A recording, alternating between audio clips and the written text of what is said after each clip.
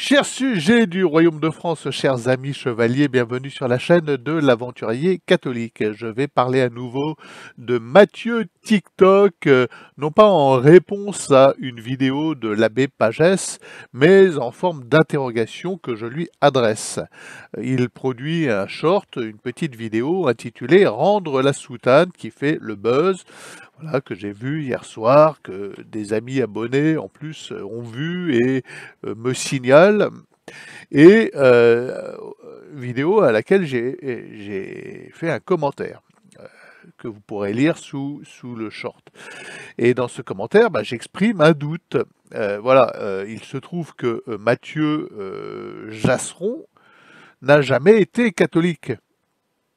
Pas plus avant son ordination qu'après son ordination. Alors, au niveau ordination, je mets des guillemets. Est-ce qu'on ne peut pas dire qu'il y a un cas clair de nullité de l'ordination, comme il peut y avoir des cas clairs de nullité de mariage? Car initialement, il y a tromperie. Alors c'est une tromperie qui, à mon avis, mais cela n'engage que moi, évidemment, c'est mon avis personnel, englobe l'évêque et le diocèse qui ont poussé ce Matthieu Jasseron à être ordonné prêtre, parce que on ne peut pas passer 5 ans ou 7 ans de séminaire sans laisser transparaître son anticatholicisme viscéral. Le fait est que Matthieu Jasseron professait une idéologie plutôt LGBT que catholique. Donc quand il a été ordonné prêtre, c'est quand même impossible de se dire l'évêque n'était pas au courant, le recteur du séminaire n'était pas au courant. Il n'y avait pas des rapports sur Matthieu Jasseron dénonçant, démontrant sa vision hérétique. Donc quand il a été ordonné prêtre, en toute connaissance de cause, c'est mon avis personnel, les gens qui l'ont ordonné prêtre savaient très très bien que ce type-là n'était pas catholique. Et pour moi, c'est un cas de nullité du sacrement. Donc, je pose la question à l'abbé Pagès. Monsieur l'abbé, peut-on dire que Matthieu Jasseron, Matthieu TikTok, a rendu la soutane? Pour moi, il y a eu nullité dans son ordination, à tous les niveaux, hein, que ce soit de la part de l'évêque, de Matthieu et tout, parce que je pense que ça a été fait en toute connaissance de cause. Je me tourne un peu parce qu'il y a du soleil. Ah, je ne sais pas dans quel sens il faut se tourner par contre. Comme ça. Bouf. Ah bah c'est encore pire. Non, c'est mieux. Donc je pose la question à l'abbé Pagès. S'il y a une nullité, Matthieu Jasseron, il n'est pas prêtre, il n'a jamais été prêtre. Et il ne rend rien du tout. Ça a toujours été un laïc. Voilà, est-ce que quelqu'un qui, dès le départ, n'est pas catholique et que l'on ordonne prêtre malgré tout, est prêtre? Est-ce qu'on ne peut pas dire comme pour un mariage, il y a cas de nullité?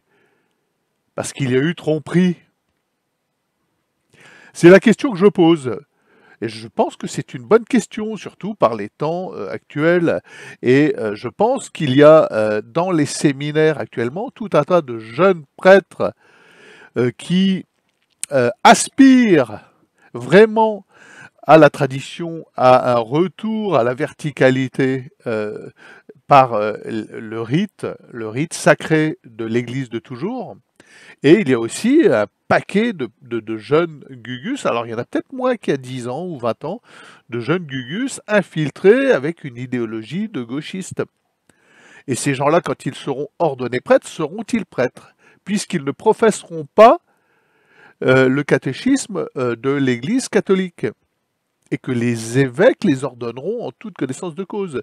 Et qu'on peut être certain qu'un Matthieu Jasseron sera remplacé, qui s'en va, sera immédiatement remplacé par un autre équivalent Matthieu Jasseron TikTok. Il y a un trou à combler et ce trou sera comblé, ça c'est sûr. Alors je vous mets en accueil de cette vidéo l'espèce d'image comment ils appellent ça